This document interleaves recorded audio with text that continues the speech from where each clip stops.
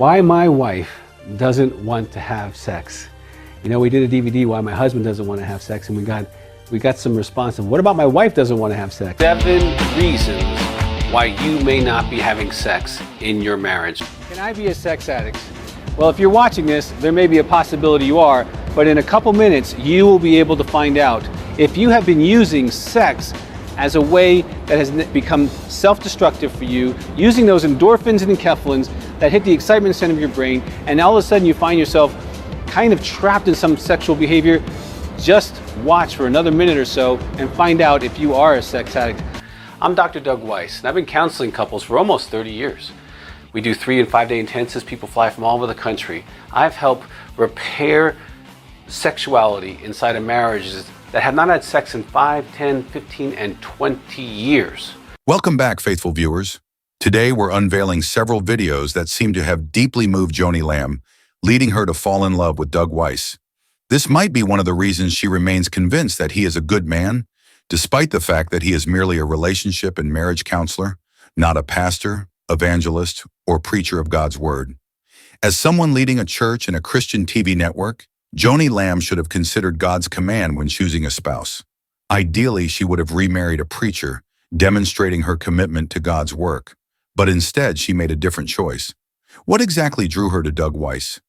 Even though she likely knew it wasn't the best decision, she still went through with it, suggesting something deeper at play. In this video, you'll see the many reasons behind her choice.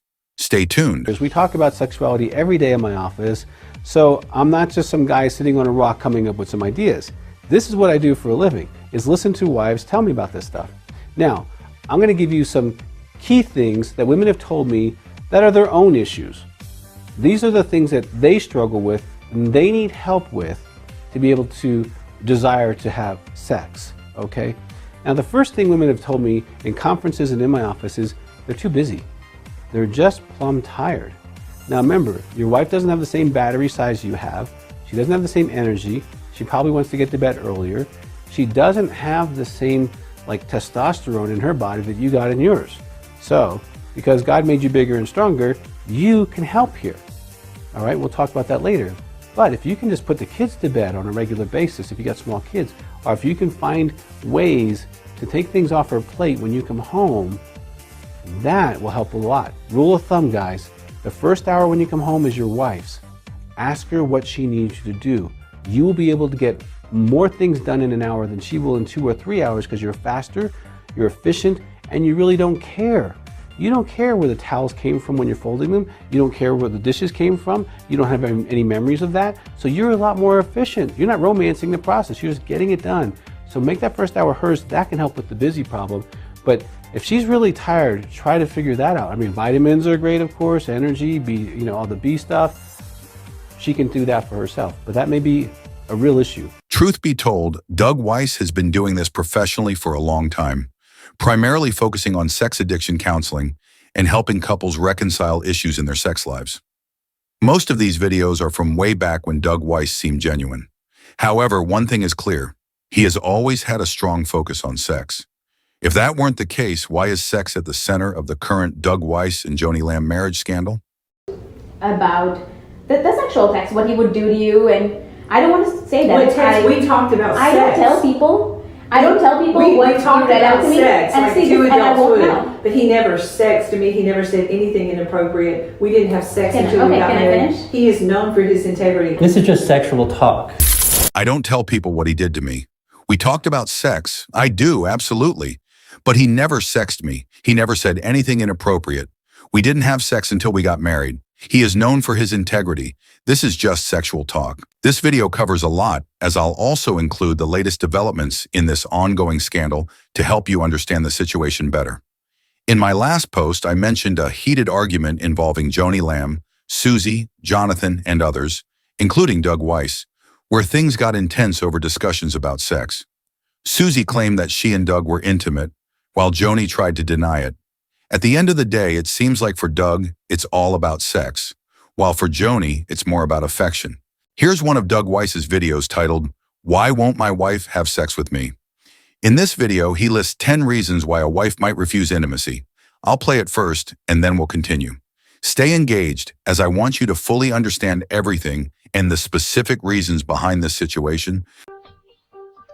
Why my wife doesn't want to have sex. You know, we did a DVD why my husband doesn't want to have sex, and we got some response. What about my wife doesn't want to have sex? So this few moments is for you. Why your wife doesn't want to have sex. But it's going to take a little time because it's a little complicated because women are a little more complicated. So hang with me, guys, and you're going to find out a lot of information. Now, I've been listening to wives for the last 25 years. We talk about sexuality every day in my office. So I'm not just some guy sitting on a rock coming up with some ideas. This is what I do for a living. Listen to wives tell me about this. Now, I'm going to give you some key things that women have told me that are their own issues. These are the things that they struggle with and they need help with to be able to desire to have sex. Okay? Now, the first thing women have told me in conferences and in my office is they're too busy. They're just plumb tired. Now, remember, your wife doesn't have the same battery size you have. She doesn't have the same energy. She probably wants to get to bed earlier. She doesn't have the same testosterone in her body that you got in yours. So, because God made you bigger and stronger, you can help here. All right, we'll talk about that later. But if you can just put the kids to bed on a regular basis, if you got small kids, or if you can find ways to take things off their plate when you come home, that will help a lot. Rule of thumb, guys, the first hour when you come home is your wife's. Ask her what she needs to do.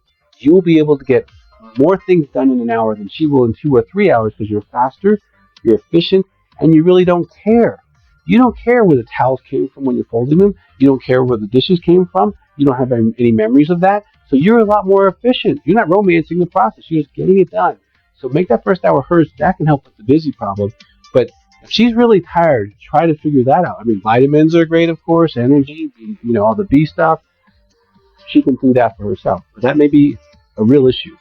The second thing is probably something you've never heard of. So take about the next minute and write these things down. It's called intimacy anorexia. Now, if this hits you, okay, as it relates to your wife, I want you to go to intimacyanorexia.com and get the whole download on this thing because it's serious, okay? This has nothing to do with you. She would have been this no matter who she married.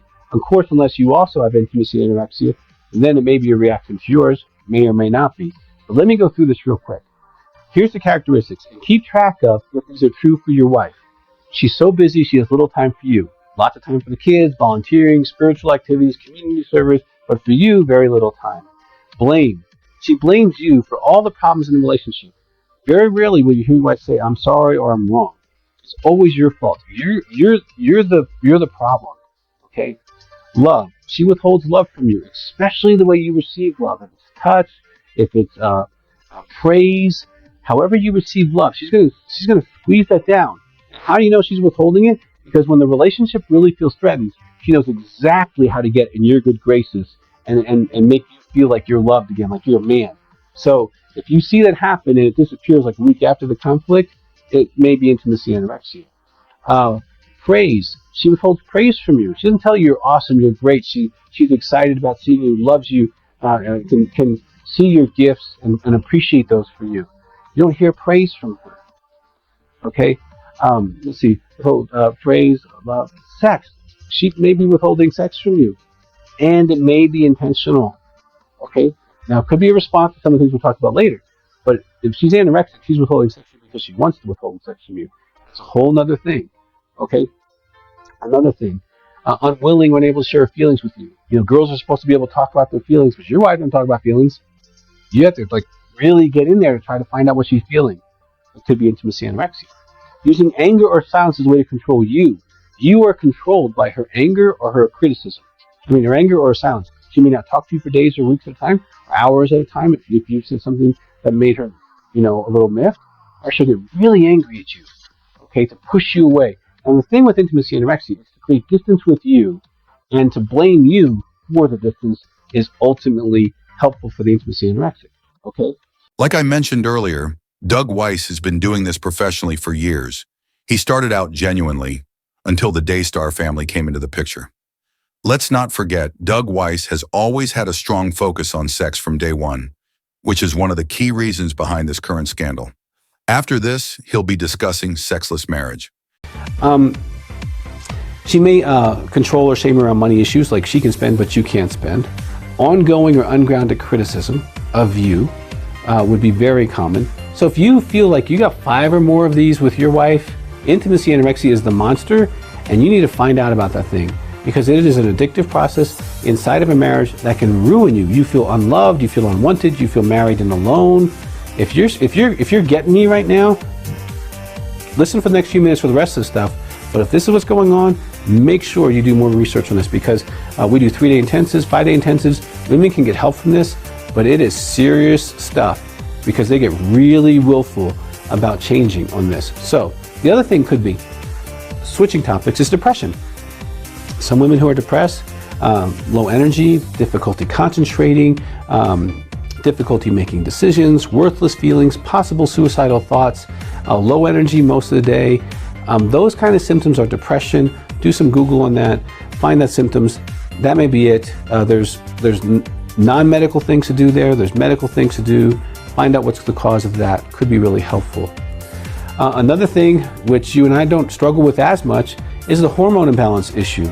If her hormones are out, sexual desire can drop. If she's had a hysterectomy, that can definitely affect her hormones, and that can drop, and she could have almost no sexual desire. And that happens to be somewhat normal for the women who've had that process. So if that's the situation, you want to find out about hormone replacement therapy and issues like that. Lastly, as far as her issues, could be grief.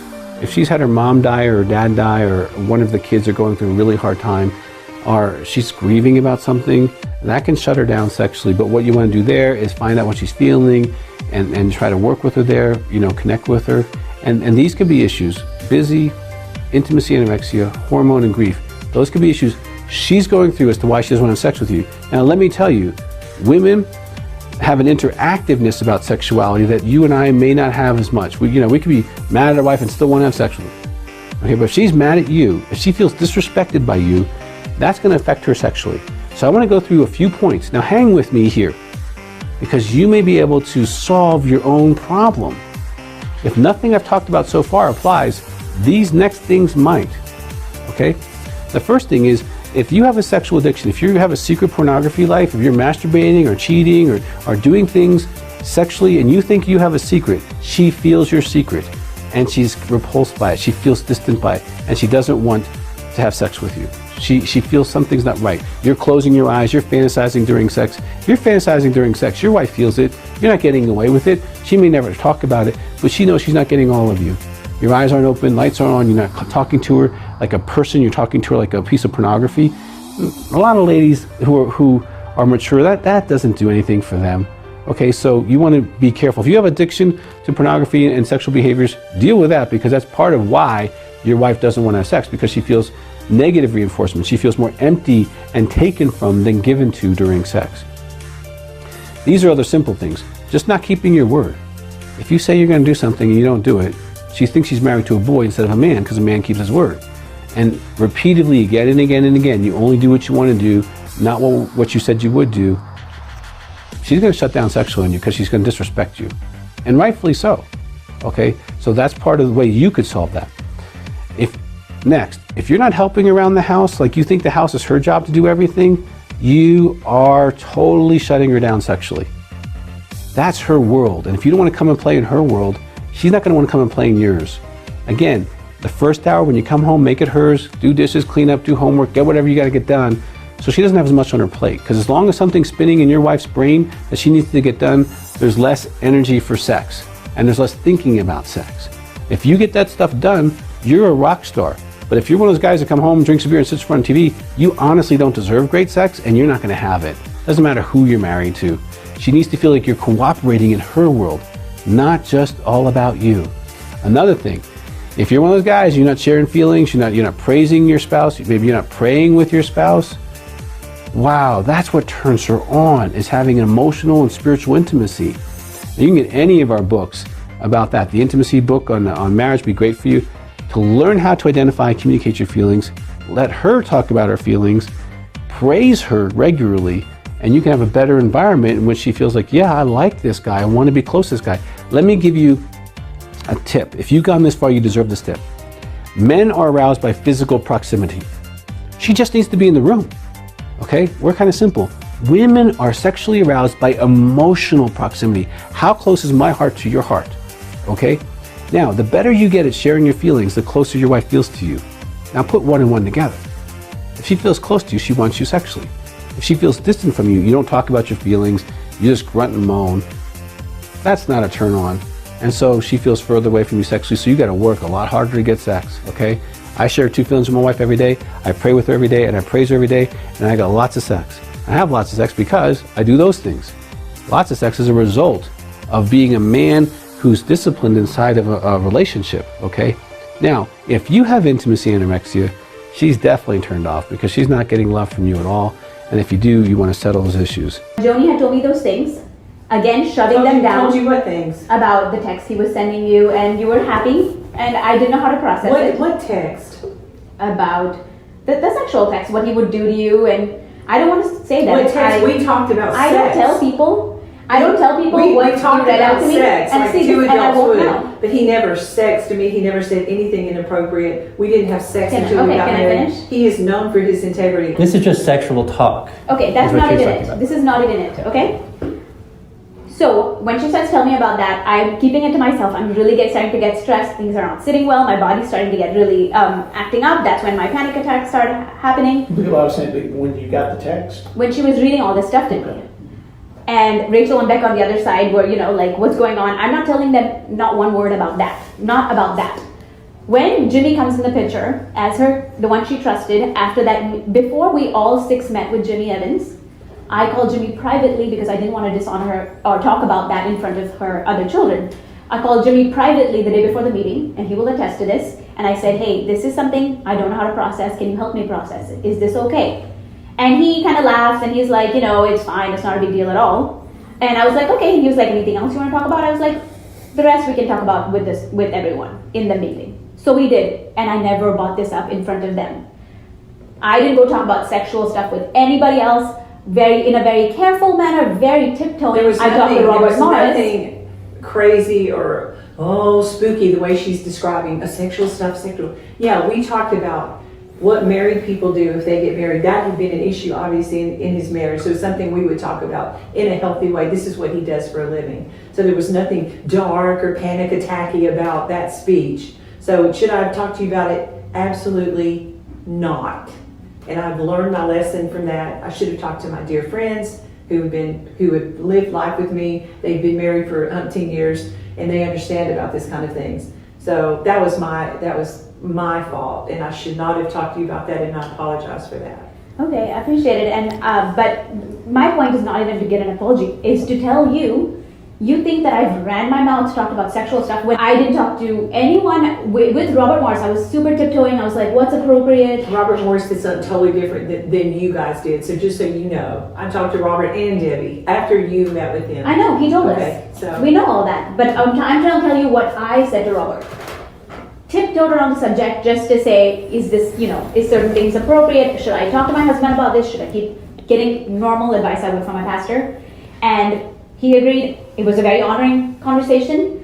Left it at that. Apart from that, I didn't talk to anybody about sex. I was, in fact, because of the fear of God, very careful This with that word. conversation revolves around concerns about Joni Lamb's relationship with Doug Weiss and the alleged impact on Daystar. There are discussions about past text messages, marriage counseling methods, and accusations of deception. Some express skepticism about Doug's integrity, claiming his counseling focuses heavily on sex and questioning his influence over Joni. A letter from Denise warns that Joni has fallen under deception, changing in ways that worry those close to her. She fears that Doug's involvement could damage Daystar's reputation, emphasizing that Marcus Lamb had set high moral standards. Denise also criticizes those who quickly approved of Doug without fully understanding his past.